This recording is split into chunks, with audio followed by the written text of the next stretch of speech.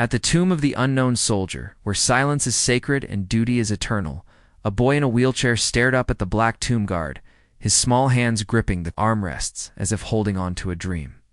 The crowd murmured, some snickering at the kid who thought he could be like the soldier, pacing his perfect 21 steps. But what they didn't know, what no one could see, was that this boy, broken by a tragic accident, carried a fire that could move mountains. And the black tomb guard, rigid in his flawless uniform, hid a secret of his own grief that bound him to the boy in ways no one could imagine. In a single moment, one impossible act would shatter protocol, bring a mother to tears, and leave the crowd in awe. Before we dive into this story, where are you watching from? Let us know in the comments. And if you believe that values like honor, courage, and sacrifice still matter, join us in keeping their legacy alive. The autumn sun hung low over Arlington National Cemetery, casting golden rays across rows of white headstones that stretched like silent sentinels into the distance. A gentle breeze carried the rustle of falling leaves, their amber and crimson hues swirling across the hallowed ground. At the tomb of the unknown soldier, a small crowd gathered, their murmurs soft out of respect for the sacred place.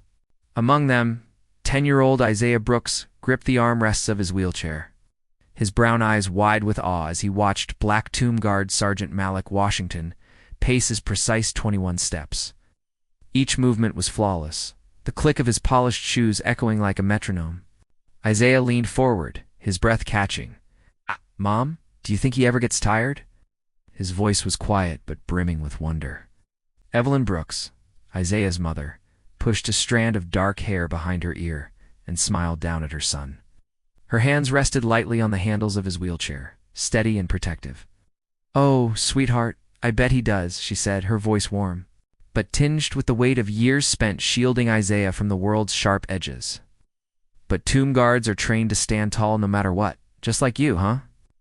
Isaiah's lips curved into a determined grin, and he sat up straighter, mimicking the guard's rigid posture as best he could.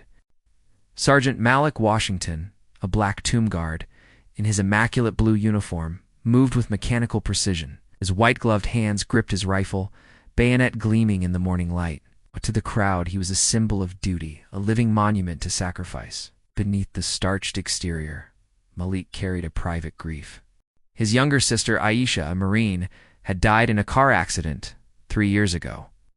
Aisha had dreamed of serving just like Malik, but fate had other plans. Now every step Malik took along the black mat felt like a tribute to her, a way to keep her memory alive. His eyes stayed fixed ahead, but his ears caught the soft exchange between Isaiah and Evelyn. Isaiah wheeled himself closer to the low chain barrier, his small hands working the wheels with practiced ease. "Mom, I want to see him up close," he said, his voice a mix of excitement and reverence. "I've been practicing, you know. Head turns, the way they hold the rifle, everything." Evelyn hesitated, glancing at the crowd. A few tourists, including an elderly couple, Mr. and Mrs. Carter, watched Isaiah with kind smiles. A young family nearby, their kids clutching souvenirs, whispered among themselves, one boy giggling at Isaiah's enthusiastic gestures. Evelyn's jaw tightened, but she nodded. "Okay, buddy, just stay respectful, all right?" As Isaiah maneuvered his wheelchair, he caught the eye of Mrs. Carter, her silver hair catching the sunlight. She leaned toward Evelyn, her voice gentle. "Your boy seems mighty taken with the guard. Not many kids his age have that kind of focus." Evelyn's gaze softened, resting on Isaiah as he adjusted his position, mimicking Malik's posture again. "He's been obsessed with the tomb guard since he was little," she said quietly. Before everything changed." Her words hung in the air, and Mr. Carter, standing beside his wife, tilted his head. "Changed?" he asked, his tone inviting but not prying. Evelyn took a deep breath, her hands tightening on the wheelchair handles. "It was 3 years ago," she began, her voice low. "Just a regular Saturday. Isaiah was playing in the park with his friends, pretending to be a tomb guard, marching back and forth. He'd watched every video he could find, learned all the steps." She paused, her eyes glistening. A delivery truck jumped the curb. The driver was distracted, didn't see him. The doctors said it was a miracle he survived. But the spinal injury, they told us he'd never walk again. Mrs. Carter's hand flew to her mouth, and a murmur of sympathy rippled through the nearby crowd. Evelyn continued, her voice steadier now. His dad couldn't handle it. The hospital bills, the therapy, the everything. One morning, he just left. Said he needed a fresh start. She shook her head, a flicker of defiance in her eyes. But Isaiah, he never gave up. Even in the hospital, he'd ask the nurses to help him practice salutes. He'd sit up as straight as he could, saying, "A tomb guard never slouches, Mom." Isaiah, unaware of his mother's story, was focused entirely on Malik. He wheeled himself as close as the barrier allowed, his hands steady despite the slight tremble of excitement. He studied every detail of Malik's uniform, the polished brass buttons, the crisp white gloves, the way his shoulders never wavered. "Excuse me, sir," Isaiah said, his voice clear and respectful, though he knew Malik couldn't respond. "I hope it's okay I'm this close. I just want to learn everything I can about being a tomb guard." Malik's face remained impassive, his eyes fixed on the horizon. But Isaiah's words pierced through the armor of his discipline. The boy's voice, so earnest and pure, reminded him of Aisha, who used to beg for stories about the tomb guards, her eyes shining with the same fire. Malik's grip on his rifle tightened, a flicker of emotion threatening his composure. Isaiah continued, his voice dropping to a confiding tone. "I've been practicing, you know. I can't do the 21 steps, not yet. But I've got the head turns down, exactly 90, just like in the manuals. Did you know it takes 2 hours to polish your shoes to get that mirror shine?" He grinned, proud of his knowledge.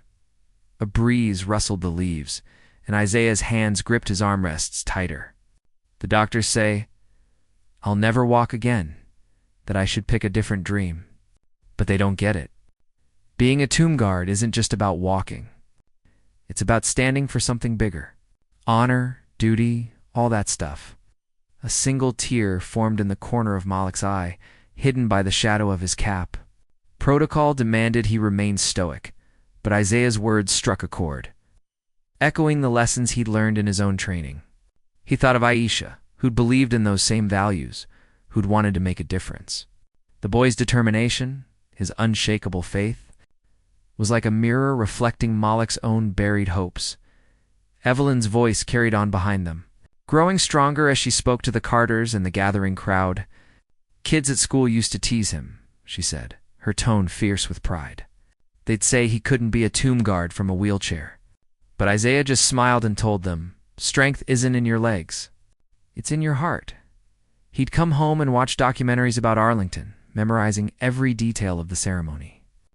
Sometimes I'd find him in his room at night, practicing the head turns in front of his mirror, making sure they were perfect. Mrs. Carter dabbed at her eyes with a handkerchief. "Such spirit in one so young," she murmured. "And you've raised him all on your own." Evelyn nodded, her chin lifting. "A mother's love doesn't need a backup plan. Every time I see him push past what the doctor said was impossible, it gives me strength, too. He's taught me more about courage than I could ever teach him." Isaiah, oblivious to the crowd's growing attention, reached into his jacket pocket and pulled out a worn photograph. He held it up toward Malik, his hand steady. "This is me, sir, before the accident. I was practicing the tomb guard march in our backyard. Mom took this picture right before." His voice faltered, but he pressed on. "I keep it to remind me who I am, not what everyone says I have to be." Malik couldn't look directly at the photo, but in his peripheral vision, he caught the image. A small boy in a makeshift uniform, standing tall with a broomstick for a rifle, his face alight with pride. The sight sent a pang through Malik's chest, a memory of Aisha doing the same, parading around their living room with a toy gun, mimicking his stories. Another tear welled up. Malik blinked hard to keep it from falling. "The hardest part isn't the wheelchair," Isaiah confided, tucking the photo away.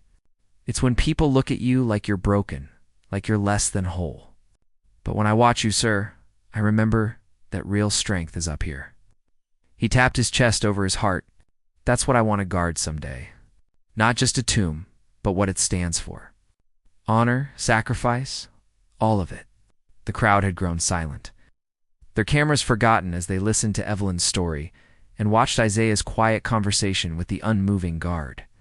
A young father in the crowd pulled his daughter closer, his own eyes misty. A teenage boy who'd earlier snickered at Isaiah now looked down, ashamed. Evelyn's voice softened as she continued. This trip was his dream for so long. He saved every birthday dollar, counted down the days, said he needed to see a real tomb guard up close to learn from them. Isaiah's voice grew quieter, meant only for Malik. My dad. He left because he said taking care of me was too hard, that some things can't be fixed. There was no self-pity in his tone, just a statement of fact. But I think he didn't understand what strength really is. Not like you do. Not like Mom does. A drop of rain fell, landing on Malik's cheek, mingling with the tear he could no longer hold back. Sometimes at night when my legs hurt, I imagine standing here like you. Perfect posture, perfect control. It helps me be brave. Paused. Then added, Mom doesn't know, but sometimes I feel tingles in my legs. The doctors say it's just phantom sensations that I shouldn't hope. But I think if you believe in impossible things, sometimes they can happen. Malik's throat tightened. How many nights had he stood here, carrying the weight of his own loss? How many times had he wished for one more chance to tell Aisha he was proud of her, to be the brother he'd failed to be? Isaiah's words, so simple, yet so profound, Felt like my lifeline. pulling him from the depths of his grief. I brought something else to show you, Isaiah said, reaching into his pocket again. He pulled out a small, hand-drawn sketch of a tomb guard. Every detail meticulously rendered the uniform, the rifle, the precise angle of the cap. I drew this last night. It's you, sir. Or what I want to be. The paper trembled slightly in his hand, and Malik's heart thudded against his ribs. The boy's faith, his resilience was unraveling years of carefully guarded composure. Can I tell you a secret? Isaiah's voice dropped to a whisper, as if sharing something sacred. Sometimes when I'm alone, I imagine standing up, just for a second. The doctors say it's not likely that I should be careful, but I believe. I believe today could be the day. His eyes sparkled with a mix of hope and determination. Malik's vision blurred. But he held his stance, every muscle locked in place, even as his heart screamed to respond. You're crying, Isaiah observed softly, without judgment. Mom says real soldiers cry too. They just know when it matters. I think today matters. He took a deep breath, his small chest rising. Would you watch me try, sir? Just once. I know you can't move or help, but having you here, it makes me feel stronger. Isaiah planted his hands firmly on his wheelchair's armrests, his fingers gripping the metal with a strength that belied his small frame. Mom? He called out, his voice steady despite the tremor in his arms. I need to try something. Please don't stop me. Evelyn, who'd been talking to the Carters, froze, her eyes widening. Isaiah, honey, she said, her voice shaking as she stepped forward. Be careful. You know what the doctor said? I know, Mom, Isaiah replied, his eyes never leaving Malik. But sometimes you have to believe in something bigger than what doctors say. He's watching me, Mom. Nothing bad can happen with a tomb guard watching. Evelyn's hands pressed to her mouth, torn between fear and awe at her son's resolve. The crowd fell silent, their collective breath held as Isaiah began to push himself upward. His arms strained, veins bulging on his small forearms. Years of physical therapy had strengthened his upper body, but this was no exercise. This was a moment of truth. Sweat beaded on his forehead, his face pale with effort, but his eyes burned with focus. The doctors, he said, through gritted teeth. They said the nerve damage was permanent, that the signals can't get through. His voice carried across the quiet plaza. But they don't know about tomb guard signals, do they? Evelyn let out a sound, half sob, half laugh. Her hands clasped over her heart. The crowd watched, transfixed, as Isaiah rose millimeter by millimeter. Malik stood motionless, but his heart pounded against his uniform. Every instinct urging him to act, to help, to protect. Just as he'd failed to do for Aisha. But something told him this moment belonged to Isaiah. You know what they don't get? Isaiah continued, his voice growing stronger as he pushed higher. Standing isn't just about legs. It's about... He gained another inch, his legs trembling. It's about standing for something. A gasp rippled through the crowd as Isaiah reached a nearly upright position, his body shaking but holding. In training, he said, his voice ringing with triumph. Tomb guards learn to stand for hours through rain, through heat, through everything. His legs shook visibly. But they bore his weight, defying years of medical predictions. Because that's what guards do. They stand, no matter what, for something bigger than themselves. Evelyn's tears fell freely now, her hands trembling. Mrs. Carter gripped her arm, her own eyes wet. The young father in the crowd held his daughter tighter, whispering, "Look at him, sweetheart." That's what courage looks like. Isaiah stood there, trembling but upright, his chest heaving. His face glowing with an inner light that seemed to illuminate the entire plaza. For a moment, it didn't matter that his legs shook, that every muscle strained against gravity. He was standing, truly standing before his hero. Then, slowly, deliberately, Isaiah lifted his right foot, attempting the impossible. Just standing, but walking. The crowd's collective breath caught as his foot hovered, wavering in the air. Evelyn's scream stuck in her throat, and the crowd surged forward instinctively. But Isaiah's body, having achieved one miracle, couldn't sustain another. His balance faltered, and he began to fall forward. In that split second, Malik made a choice. Duty, protocol, the sacred rules of the tomb guard all, demanded he remain still. But a deeper call, one of brothers and sisters, of lost chances and found courage, surged through him. His rifle clattered to the ground as he lunged forward, catching Isaiah in his arms before he hit the stone plaza. The movement was fluid, almost graceful, like a soldier's salute transformed into an act of salvation. "I've got you." "Son," Malik said, his voice thick with emotion. Breaking protocol, for the first time in his career. "I've got you." That was the bravest thing I've ever seen. Isaiah, still trembling from exertion, looked up at Malik, his eyes wide with wonder. You moved," he whispered, tears in his own eyes. "You broke protocol for me." Malik's arms tightened slightly, as if holding his own sister one last time. "Some things are more important than protocol," he said, his voice breaking. "Some moments demand we choose what's right over what's required." Evelyn reached them, her hands fluttering over Isaiah. "Isaiah, honey, are you okay? Are you hurt?" But her words faded as she saw the look passing between her son and the guard, a look of profound understanding. I stood. "Mom," Isaiah said, his voice glowing with pride. "I really stood. Did you see me stand like a real tomb guard?" Malik adjusted his hold, supporting Isaiah securely. "You did more than stand," he said, his professional demeanor gone, replaced by raw emotion.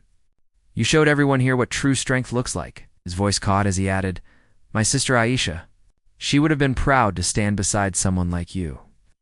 The words poured out then, as if a dam had broken. Malik told him about Aisha, about the accident, about the guilt he'd carried for choosing duty over family that fateful night. His tears fell onto Isaiah's shoulder, but his voice grew stronger. "I thought I'd failed as a brother," he admitted. "Failed because I wasn't there when she needed me. But you, Isaiah, you showed me that being a guard, a brother, a man, it's about standing up for what matters, no matter the cost." Isaiah reached up and straightened Malik's cap with careful precision. "No guard should ever be ashamed of doing the right thing," he said, his voice carrying a wisdom beyond his years. "That's what Mom always says. And you did the right thing just now. You guarded me when I needed it most." Evelyn enveloped them both in a fierce embrace, her tears mingling with theirs. "Thank you," she whispered to Malik, her voice heavy with years of solitary struggle. "Thank you for giving him this moment." Malik carefully helped Isaiah back into his wheelchair, but there was no defeat in the movement. It felt like the end of one lesson and the promise of more. "Same time next week?" he asked, his voice regaining its official tone, but now warm with connection. "A proper tomb guard needs regular training, after all." Isaiah's face lit up, brighter than the morning sun. "Really? You mean it?" At Malik's nod, he snapped off a perfect salute. One guard to another, Malik returned it with equal precision, his eyes glistening. "Until next week, guard Isaiah," as Malik returned to his post. Retrieving his rifle with practiced ease, he whispered, "This one's for you, Aisha." The sun caught the brass buttons of his uniform, but it was his face that truly shone, as if a weight had finally lifted. Isaiah watched. His own face radiant with purpose, his hands still raised in salute. Evelyn pushed Isaiah's wheelchair back toward the crowd, who erupted in quiet applause, their faces a mix of awe and emotion. Mrs. Carter hugged Evelyn, whispering, "That boy of yours is a miracle." The teenage boy who'd laughed earlier approached Isaiah, his head bowed. "I'm sorry," he said. "You're braver than I'll ever be." As the crowd dispersed, Evelyn looked at her son, her heart full. "You did it, Isaiah," she said, her voice trembling with pride. "You stood tall." Isaiah grinned, his eyes still on Malik. "I had a good teacher, Mom, and I'm not done yet." At Arlington, where sacrifice is honored, a boy and a black tomb guard stood together not just with their feet, but with their hearts. They reminded us all that courage knows no limits, and sometimes the greatest duty is to believe in the impossible. Share this story with someone who needs to hear it.